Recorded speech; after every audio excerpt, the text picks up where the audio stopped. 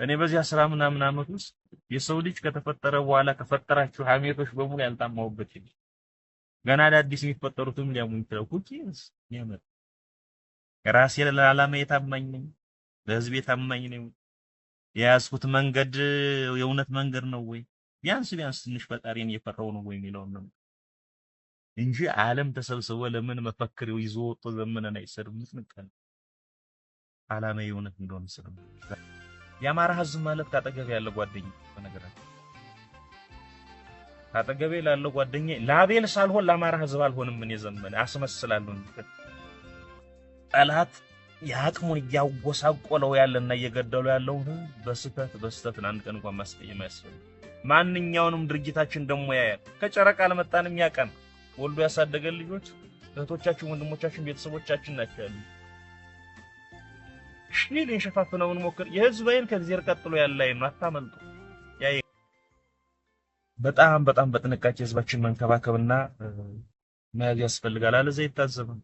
አይ ውሻዬን ሲጨቀበሮ ገዛው አሉ። ደግሞ እነዚህ ስሞች መጡ ነው የፖለቲካ ሞት ማለት እሱ። ያን ቀን ብንጠመቅም ብንታከም አንድን ሞት ገንዘብ መጥፎ ነው። አንድ ነው ሰው ከወንድሙ ሳይሆን አንድ ሰው ከሁለት የመክፈል አቅም አለ።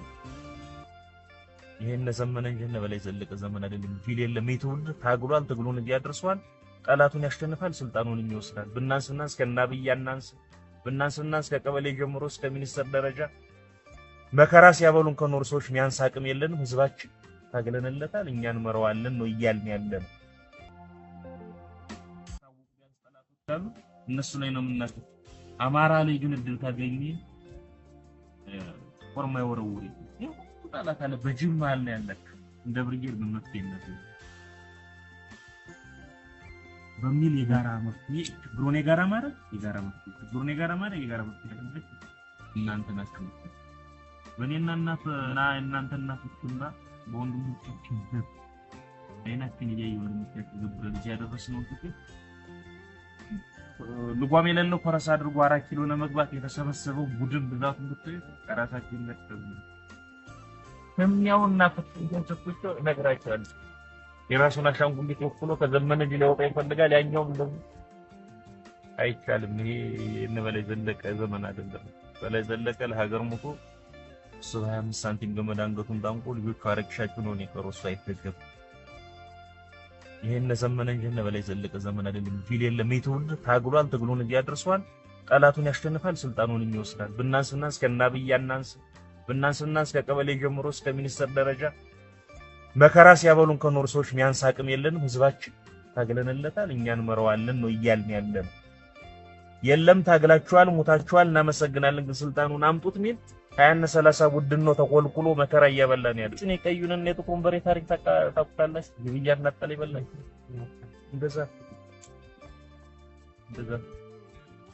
ስለዚህ ካለመናገር ደጃዝማችነት ነው የሚቀረው።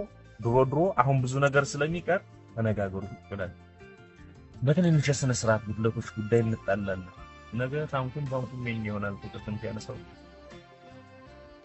ደሞ ኮኩ ወያላ ምን ብለን እነዛ ስልጣን ላይ የነበሩ ሰዎች ማመንና መዋጣቅቷቸው ጎምዛዘውን ነገር ነው እንጂ የተወለድክበትን ቀበሌ ማስተዳደር ድል አገኘህ ማለት መንግስት ወንክ ማለት ነው። እዚህ በላይ ምን ስመጣ አይደለም። ሌሎች 20 እና 30 ዓመት ታገለው የደረሱበትን በአንድ አመት ውስጥ ነው የደረሰው። እግዚአብሔር አግ እንዳላችሁ ማርያማችሁ ሰ ስለዚህ ተነጋገሩ፣ ተመካከሩ። መመካከር ልመዱ።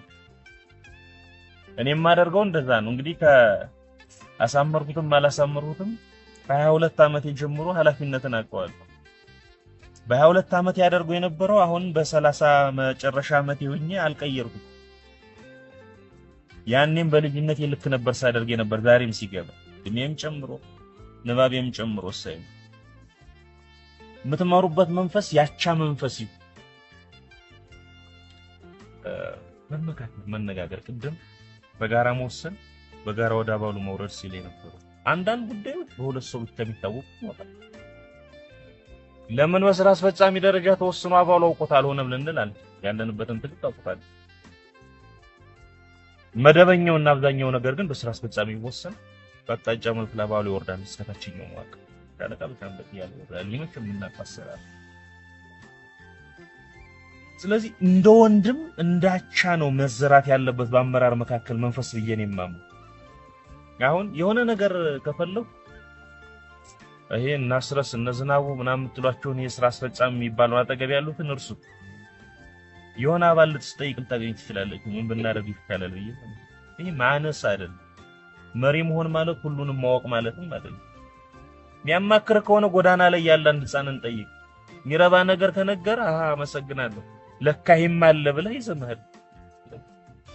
የኛ ሀገር ትልቁ በሽታ እንደምታውቁት ብዙ ጊዜ ክላሽ የሚዘን ስለሆነ 4 ኪሎ ምን ደርሰው ክላሽ ሲኖር ዛሬ ዘር ወንበር ላይ ስትቀመጥ ሁሉ ነገር ማቂ መስል ትልቁ ድንቁርና ዛሬ ነው የሚጀምረው። እና አብይ አህመድ የአዲስ አበባ ዩኒቨርሲቲ ታሪክ ምሁራንን ሰብስቦ ታሪክ ሲያስተምራችሁ ታገኛለህ። እንዲሁም ቤት ነው ታሪክ ቢያንስ በትምህርት ቤት አልተማረም። ማን ሆነ ነው የትምህርት ቤት ፕሮፌሰሮችን የዩኒቨርሲቲ ፕሮፌሰሮችን የምታስተምር ስትለው ጠቅላይ ሚኒስትር ስለሆኑ ሊል ይችላል። ጠቅላይ ሚኒስትር መሆን ማለት ሁሉም ማወቅ ማለት አይደለም። 40 እና 50 አማካሪ የሚቀመጥልህ በየዘርፉ ደሳ አንድ ሰው ነው አንድ ነገር አጥብቀህ ልታቅ ትችላለህ። በዘርፍ ምናልባት ጎበዝ ከሆንክ 2-3 ነገር ላይ ትንሽ ግንዛቤ ሊኖር ይችላል። በኢኮኖሚውም በማህበራዊውም በፖለቲካውም በወታደራዊው መስክ ሁሉንም ማከመሰለ ያለማችን ኩልል ያሉ ደንቆሮ አንተን አይቻል። ስለዚህ ሁሌ በራስ መተማመን ግን ከሰዎች ለመማር ራስን ማዘጋጀት ያስፈልጋል። ሰው ከምንድነው ካንቀልባ እስከ ሬሳ ሳጥን ድረስ ነው የሚማረው ይላሉ አረቦች። እውነታቸው ከደም ጨቅላነት እስክትሞት ትማራለህ። ሙሉ ሆነ አይደለም ትኖር። ተፈጥሯችን ክፍት ነው አይሞላ። ራስን ካዘጋጀው ትህትና ካለ ትማራለህ። ብዙ ጊዜ ለፈልፋለሁ እኔ በየመድረኩ ልዩ አድርጎ ነው እግዚአብሔር የፈጠረን ሲፈጥር ከአዳምና ሔዋን በኋላ እስከ አሁን እናንተ እስከምናወራበት ብርሃን የሚመስል ሰው አልተፈጠረም። እስከ ምጽአት አይፈጠርም።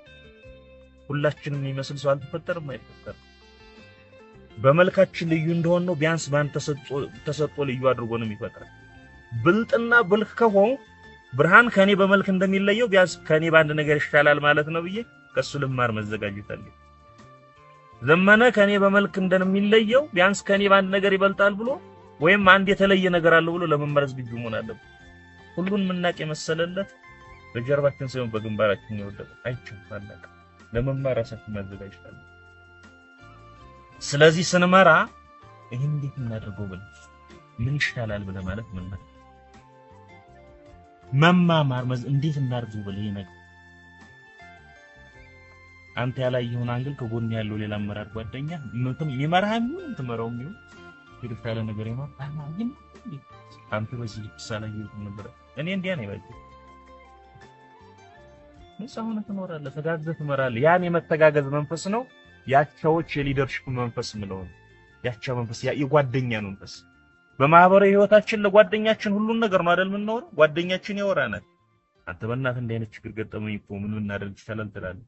ያን መንፈስ ወደ ሊደርሺፕ ማምጣት እሱ ሁሉም ሰው የባለቤትነት ስሜት እንዲሰማው ያደርጋል። ለካኔም አስተዋጽኦ አለኝ ማለት ነው። ለካኔም ዋጋ አለኝ ማለት ነው።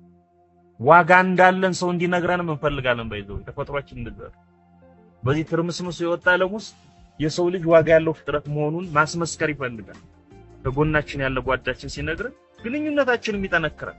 መደበኛ የትግል ህይወትን ብቻ ሳይሆን እንደ ሰው ያለንን ማህበራዊ ህይወት መጋራት ግንኙነታችን ያጠነክራል። በደስታም በመከራም መጠየቅ ተራ ማህበራዊ ድርጅት ግንኙነታችን ይጠግናል። ጥቃቅን ተራ የሚመስሉ ነገሮች ግን ህይወታችን መስተጋብራችን የሚያጠነክሩ እንደ መሪ ያለንን ግንኙነት የሚያጎለብቱ ነገሮች ስለሆኑ በዋዛ አትያቸው። ማህበራዊ ህይወታችሁን በጋራ አድርጉት። በጋራ ማታቆሱ ብቻ በጋራ ዝም መምራቱ ብቻ ሳይሆን ስለዚህ መመካከር ይልመድባችሁ። ተወስኑ። በጋራ መወሰን ያለባቸው ጉዳዮች በጋራ ወስኑ። አባሉን አያያዝ በተመለከተ ሁለት አጣብቂኝ ያለ እንግዲህ በእኛ ትግል ውስጥ በአንድ በኩል በቁጥር የሚታወቁ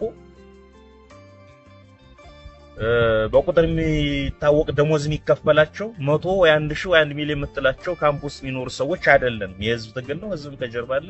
በጎ ፈቃደኛ ታጋይ ነው። ስለዚህ ለትግል ምቹ ሁኔታ ፈጥረ ለዓላማውን ነግረ ለዓላማው ታማኝ ሆኖ እንዲታገል ማድረግ ይጠበቃል። በሌላ በኩል ደግሞ መሳሪያ ነሳ ትግል ነውና በተወሰነ ደረጃ አድርግ አታድርግ ማለትም ይኖርባል። መሃሏን ፈልጎ ባላንስ አድርጎ መውሰድ ነው የመሪውን ጥንካሬ የሚፈትነው በእኛ ትግል ውስጥ።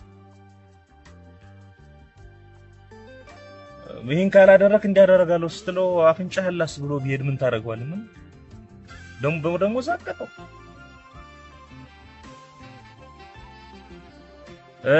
ደግሞ ዝሩ ልታረጓችን ማትበክም ትግሉ የሚፈልገው ልክ ዲሲፕሊን እንዲሆን ትግሉ የሚፈልገው ልክ ስነ ስርዓት፣ ደንብ፣ መመሪያ ክብሮ እንዴት ደግሞ ትፈልጋለህ? አቻችሎ መምራት ይጠይቃል። እንደተባለው የምንመራቸው ልጆች አይን ፊት ዝምቱ ስሚጥል ነገር ባናደርግ ጥሩ ነው። በላይ ዘለቀን ለምን እንደመረጡ ታውቃላችሁ? እንግዲህ በእድሜ ልጅ ነው ያኔ የጦር መሪ ተደርጎ ሲመረጥ ሲሰቀል እንኳን እድሜው 33 ነው የነበረው በአዲስ አበባ ሰዎች ሰው እና አይን ያልመራም እነ ጋሽ ገሌ ያሉ በእድሜ ትልቆች ምናምን ሲል አንተ ምራን ምክንያት ያደረጉት ሰው ከታዘበው ነው እኮ ባህሪ ቅድም ሲነሳ ነበር። ምግብ እንኳን ሌላው ከበላ በኋላ ለመብላት የሚፈልገው ዝንባሌው እንደዛ ሌሎችን የመንከባከብ ለጥቅም ላይ ሌሎችን ነው እንጂ የሚያስቀድም ራሱን ያለ ማስቀደም ባህሪ ያዩ ስለነበር ነው ምራን ያሉ በትክክልም ለይተውታል። መራይ እና አባል ስንይዝ ጥንቃቄ ማድረግ ያስፈልጋል። ከምንም በላይ እንደፈለገን ሸፋፍነው እንችላለን። እህትና ከሌለ ሰው አክባሪነት ከሌለ ሰው የሚሸት ነገር ከሌለ በዚህ ሙሉ ገደንብ ብታወጣ በዚህ ሙሉ የቅጣት ደንብ ብታዘጋጅ አይሰራም። በሰዎች መካከል ያለው ግንኙነት 95% ከቃላት ውጭ የሚደረግ ነው ይባላል ነው 99% ባይሆን ዓለሜ ጋሻዬ ወንድሜ እህቴ ዓለሜ ከምትባባለው ይልቅ መንፈስ ይናበባል። ላንተ ያልሆነን ሰው ባይነግርህም ታውቀዋለህ። ሰው ካንተ ሲርቅ እኮ ባይነግርህም ታውቀዋለህ። መጥፎ ድርጊታችን የሆነን ሰው ሲገፋው ታውቀዋለህ። አሃ ብሎ ራስን ማረምና መንፈስን አስተካክሎ ምን መራውን ሰው መያዝ ይጠይቃል። ህዝብን በተመለከተም በተመሳሳይ አንደኛ በዓለም ላይ ያሉ አቅሞችን ጨምሮ አሁን ሌተስ የሚባለው የውጊያ ቴክኖሎጂ ድሮን ነው አይደል? ከዘመናዊው ዓለም የደረሰበት የውጊያ ቴክኖሎጂ ድሮን ነው። ከድሮን እስከ 70 80 እና 90 ምናልባትም ከዛ በላይ አመት የሆናቸው መሳሪያዎች ድረስ ህዝባችን ላይ የተገበረ ነው። እያለቀ ነው። ህዝብ በቻሉት መጠን እየገደሉት ነው ያለ ህዝብ። ይህን ጠላት አቅሙን አሰባስቦ እየገደለ ያለ ህዝብ በስተት ለአንድ ቀን ልናስከፋው አይገባም።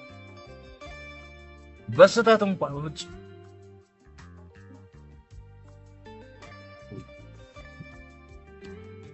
እንዲሁ ከዚህ ጋር በተገናኘ የአማራ ህዝብ ማለት ካጠገብ ያለ ጓደኛ በነገራችን ካጠገቤ ላለው ጓደኛ ላቤል ሳልሆን ለአማራ ህዝብ አልሆንም። ምን የዘመነ አስመስላለሁ። በክርስትና ትምህርትም እንዲያ ነው አይደል የሚባል ካጠገብ ላለው ወንድም ሳትሆን የደዚህ ቤተ መቅደስ ምን አባ ትሰራለህ የሚል ክርስቶስ ምን አባ ኃይልም ሰው አባተኛ ነው። ያ ግብዝነት ስላለ እዚህ አምጥተህ ነው የአማራ ህዝብ ጉዳይ ያስነባኛል ይላል። ምን ካጠገባችን ያለው ወንድም ጠልፈን ለመጣል እንሞክራለን። ውሸት። የአማራን አታውቀውም ማለት ነው። አማራ ማለት ካጠገብ ያለች እህት ካጠገብ ያለው። ስለዚህ ጠላት ያቅሙን ያወሳቆለው ያለና እየገደለው ያለው በስተት አንድ ቀን እንኳን ማስቀየም አያስፈልግም። ማንኛውንም ድርጊታችን ደግሞ ያያል። ከጨረቃ ለመጣንም ያቀን ወልዶ ያሳደገን ልጆች እህቶቻችን፣ ወንድሞቻችን፣ ቤተሰቦቻችን ናቸው ያሉ። ሽኒልን ሸፋፍነውን ሞክር። የህዝብ አይን ከእግዚአብሔር ቀጥሎ ያለ አይን ነው። አታመልጡ። ያይ ድሮ በስለ ሽምቅ ውጊያ እዛ ኤርትራ ስንከራከር አንድ ነገር እናነሳ ነበር። ለአሁኑም የሚሰራ አንድ ህግ አለ። ህዝብ መርፌ እንኳን ብትዋስ ለአንድ ቀን ካል ቀኑን ሳታሳልፍ፣ ለሁለት ቀን ካል ቀኑን ሳታሳልፍ አመስግነ መልስም መርፌም ብትወስድበት በሬም ብትወስድበት እኩል ነው የሚታዘብ።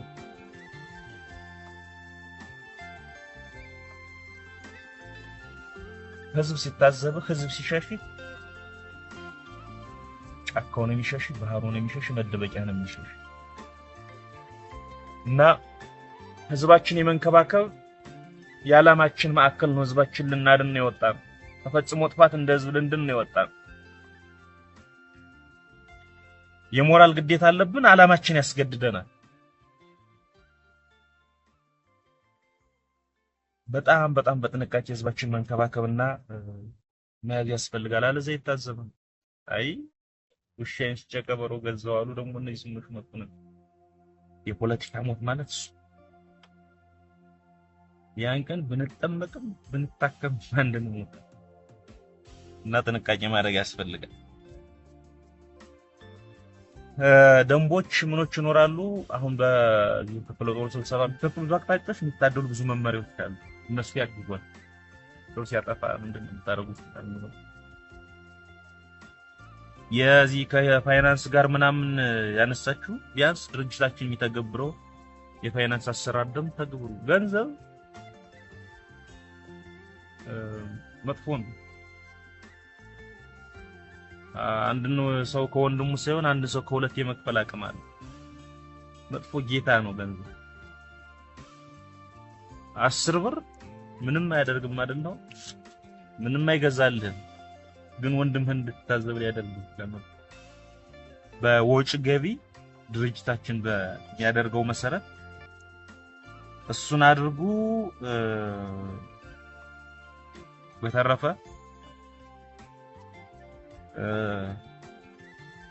እያንዳንዱ አካሄዳችሁን ትግላችሁን የሚያጠናክር እርምጃ በሙሉ ነገን ያን ታሳቢ ያደረገ አድርጌ ነው የማየው።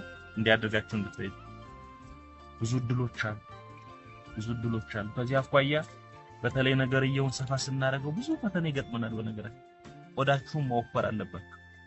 ሐሜት ፈርታችሁ፣ ጥይት ያልፈራችሁ ሰዎች ሐሜት አትፈሩ። ወሬ ፈርታችሁ ታገኙ እንዳትሉ።